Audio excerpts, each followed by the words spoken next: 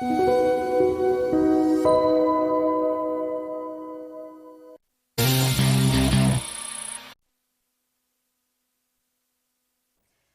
연휴를 앞두고 국내 증시 목요일 시장 빨간불을 켜내며 거래를 마쳤습니다. 코스피 같은 경우에는 0.4%가량 상승하는 모습이었지만 코스닥 같은 경우에는 1.8% 넘게 상승하면서 2%에 가까운 상승률을 나타내줬는데요. 설 연휴를 앞두고서 이렇게 코스닥 지수가 1% 넘게 치솟으면서 어느 정도 세뱃돈 마련에 좀 도움이 되는 듯한 흐름을 나타내주기도 했습니다. 이러한 시장 속에서 거래대금은 어느 종목들 쪽으로 많이 몰렸을지 거래대금을 기준으로 특징 종목들 다시 한번 점검해 보도록 할 텐데요. 먼저 코스피 시장부터 살펴보도록 하겠습니다. 코스피 시장에서 거래대금이 많이 몰렸던 5가지 종목군들입니다. 삼성전자, 한미반도체, SK하이닉스, 현대차와 LG화학까지 이렇게 5가지 종목군들이 올라와 있는데요. 이 중에서 반도체 종목군들이 많이 올라와 있다는 점을 보실 수가 있는데 그중 삼성전자는 1.2% 하락하며 마감을 지었지만 SK하이닉스라든지 한미반도체 같은 경우에는 강세를 기록했다는 점 눈에 띄실 겁니다. 한미반도체 같은 경우에는 29.97% 상승해주면서 상한가를 터치했고요. 그리고 SK하이닉스 같은 경우에는 이 반도체 초톱 내에서 3% 넘는 강세로 거래를 마쳤습니다. 3.48% 오른 14만 2,800원을 기록했다는 점 눈여겨보시면 좋을 것 같고요. 이 한미반도체와 SK하이닉스 같은 경우에는 호재 소식에 민감하게 반응을 한 종목군들이기 때문에 특징주에 넘어가서 조금 더 자세하게 살펴보도록 하겠습니다. 또 아래로 보시면 현대차와 LG화학 이렇게 2차 전지 종목에서도 하나가 올라왔고요. 또 완성차 기업 내에서도 현대차가 주목을 받는 흐름이 나타났습니다. 저는 현대차를 조금 더 살펴보도록 할 텐데요. 현대차 같은 경우에는 외국인 그리고 기관 투자자들의 수급이 연이어서 들어오고 있는 종목입니다. 특히나 현대차 같은 경우 기관 투자자들이 9거래일 연속으로 매수를 하고 있고요. 외국인 투자자들도 6거래일 연속으로 매수하면서 이 현대차를 향한 러브콜을 끊임없이 보내고 있는 상황입니다. 우선 현대차 같은 경우에는 전망도 긍정적으로 나오고 있는 상황입니다. 최근에 가장 컸던 이슈는 PBR이었지만 그 이슈가 아니더라도 펀더멘털적으로 봤을 때 좋은 전망을 제시하고 있는데 우선 56년 만에 누적 판매 1억대를 돌파할 것이라는 전망이 나오고 있습니다. 이 누적 판매 1억대까지 현재 남은 수량은 약 297만 대로 올해 안에 1억 달성은 무리 없이 가능할 것으로 전망이 되고 있는 상황인데요. 현대자동차 같은 경우 배당금 증가 기업 1위까지 기록하면서 역대 최대 실적 달성을 원인으로 꼽고 있고요. 이렇게 주주환원 제고를 위해서 지속적으로 노력을 하고 있다는 점도 투자자들의 심리를 자극하고 있다는 점 눈여겨보시면 좋을 것 같습니다. 또 미국에서도 전기차 3종이 최근 미국에서 시행된 주행거리 평가에서 1위와 3위를 모두 차지했다는 점도 고무적인 평가를 받고 있는 상황인데요. 이런 점들 고려해 보시면서 현대자동차 함께 눈여겨보시면 좋을 것 같고요. 마지막으로 LG화학 같은 경우 지난 목요일 증시에서 국내 증시에서 2차 전지 종목들 함께 주목을 받는 흐름이 나타났습니다. 우선 LG화학 같은 경우에는 제너럴모터스와 함께 약 25조 원 규모의 공급 계약을 체결했다라는 소식이 전해지면서 투자 심리가 대폭 개선되는 모습이 나타났는데요. 따라서 LG화학 1.51% 상승한 가운데 지난 목요일 국내 증시에서는 2차 전지 종목들 쪽으로도 매수세가 확산됐습니다. 네, 이어서 코스닥으로 넘어가 보겠습니다. 코스닥 시장에서도 거래대금이 많이 몰렸던 5가지 종목군들인데요. 가장 상단에는 에코프로가 이름을 올렸습니다. 에코프로 무려 12% 가까이 상승했는데요. 11.92% 오른 64만 8천 원을 터치한 가운데 에코프로 BM 같은 경우에도 5.64% 상승한 24만 3,500원을 기록했습니다. 엔캠 쪽으로도 매수세가 들어오면서 6% 가까이 상승했고요. 5.91% 오른 20만 6천 원의 종가를 형성했습니다. 이렇게 2차 전지 종목군들 지난 목요일 증시에서 주목을 많이 받았다는 점 말씀을 드렸는데 이렇게 2차 전지 소재 종목들 쪽에서도 강한 상승세가 나타났고요. 특히나 에코프로 그룹주 같은 경우에는 개별적인 이슈가 있었기 때문에 에코프로 그룹주들도 추후에 특징주에 넘어가서 조금 더 자세하게 다뤄보도록 하겠습니다. 아래로 보시면 파워로직스 그리고 레인보우 로보틱스 이렇게 2가지 종목군들도 확인해 볼 수가 있는데요. 우선 파워로직스 같은 경우에는 지난해에 흑자 전환에 성공을 했다라는 소식이 전해지면서 마찬가지로 지난 목요일 증시에서 6% 가까이 상승해주는 모습이었고요. 마지막으로 레인보우 로보틱스 같은 경우에는 이 삼성전자 쪽에서 레인보우 로보틱스를 조기 인수할 수 있다. 그리고 삼성 로보틱스로 그쯤 되면은 사명을 변경할 수도 있다라는 전망이 제시되면서 레인보우 로보틱스 11.29% 상승하며 강세로 거래를 마쳤습니다. 네, 이렇게 코스피와 코스닥에서 거래 대금이 많이 몰렸던 종목군들 함께 살펴봤는데요. 이어서 특징 종목들 확인해 보도록 하겠습니다. 첫 번째 특징주로는 반도체 종목군들 확인해 보겠습니다. 반도체 종목군들 내에서도 한미반도체 그리고 SK하이닉스를 살펴보도록 할 텐데요. 우선 국내에서 이슈가 한 가지가 있었죠. 바로 SK하이닉스와 대만의 TSMC가 손을 잡고 반도체 동맹을 구축하겠다라는 소식이었는데요. 대만 TSMC와 SK하이닉스는 6세대 HBM인 HM4의 개발 협력을 포함한 원팀 전략을 구축하겠다라고 전했습니다. 이 두 회사의 협력은 차세대 HBM으로 꼽히고 있는 HBM4의 일부 공정을 TSMC가 담당하는 방식으로 물꼬를 틀 것으로 전해지고 있는 상황인데요. TSMC는 이를 바탕으로 기존 제품에 비해 호환성을 대폭 개선할 수 있는 패키징 전략을 새롭게 추진할 것으로 전망되고 있습니다. 두 회사가 이렇게 손을 잡게 된 것은 결국에 삼성전자를 견제하겠다는 것으로 풀이가 되고 있는 상황인데요. HBM3에서 뒤처진 삼성전자가 HBM4 쪽에서 강화를 하겠다, 경쟁력을 강화하겠다라고 밝힌 바가 있는데 결국에 SK하이닉스가 이 삼성전자를 견제하기 위해 TSMC와 손을 잡고 함께 HBM4 양산에 나서겠다고 밝힌 겁니다. 이러한 점이 전해지면서 반도체 업계 관계자들은 이 TSMC와 SK하이닉스가 손을 잡은 것은 AI 반도체 시장에서 삼성전자에 대한 승기를 굳히겠다는 의지로 보인다고 해석했고요. 삼성전자의 사법 리스크가 일정 부분 해소가 됐지만 여전히 큰 도전에 직면해 있는 셈이다라고 분석을 했습니다. 따라서 SK하이닉스와 삼성전자 간의 대결이 어떻게 전개가 될지도 눈여겨보시면 좋을 것 같고요. 그리고 지난 목요일 국내 증시 기준으로 봤을 때 그 전거래 미국 증시에서는 엔비디아의 주가가 2% 넘게 상승했습니다. 주당 $700를 돌파하면서 굉장히 호조세를 나타내는 모습이었는데요.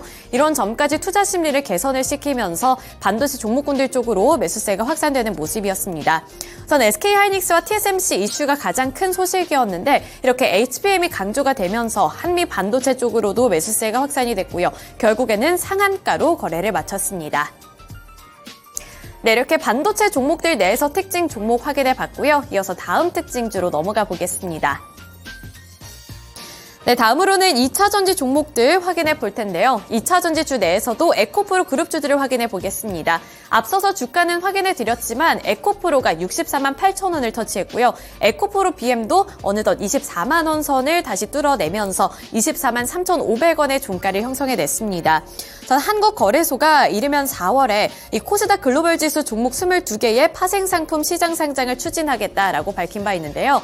특히나 에코프로 BM 같은 코스닥 시총 상위 종목들이 이 상장이 유력하게 검토가 되고 있는 상황입니다.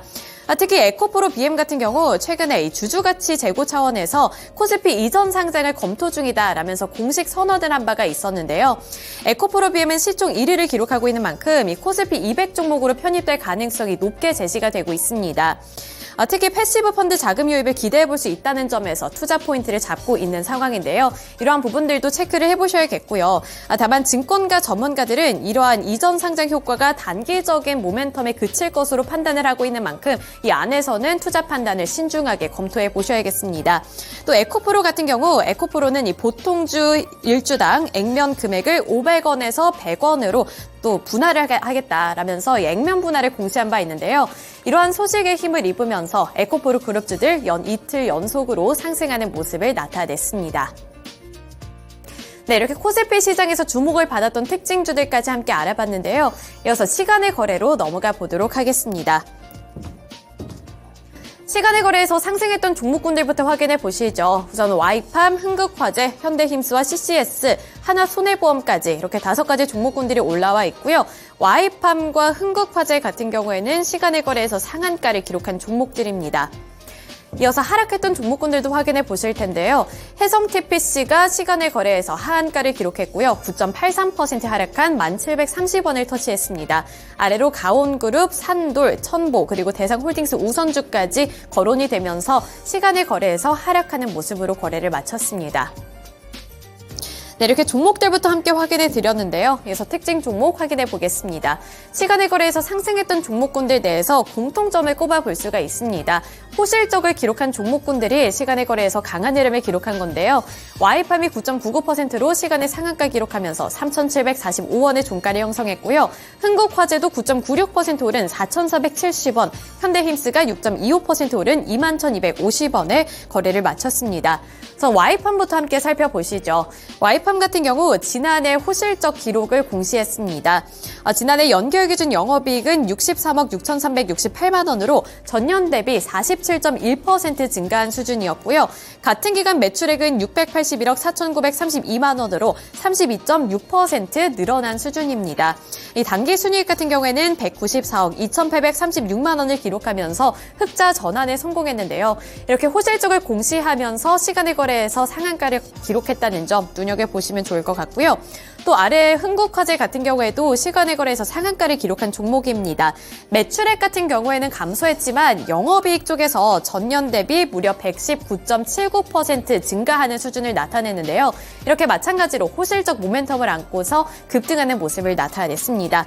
마지막으로 현대힘스는 시간의 거래에서 6.25% 오른 21,250원에 거래를 마쳤는데 지난해 영업이익은 144억 6,368만 원으로 전년 대비 무려 285% 증가한 수준을 기록했습니다. 또 매출액은 1,891억 8,802만 원으로 30.7% 증가했고요.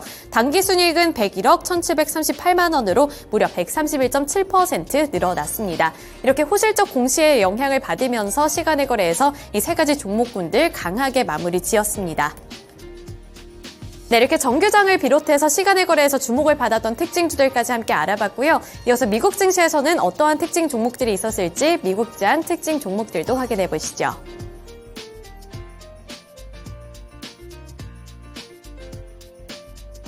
다음으로 미국 증시 특징 종목입니다. 국내 증시가 설 연휴로 쉬어가는 동안 뉴욕 증시 상당히 좋았습니다. 지수부터 먼저 보시죠.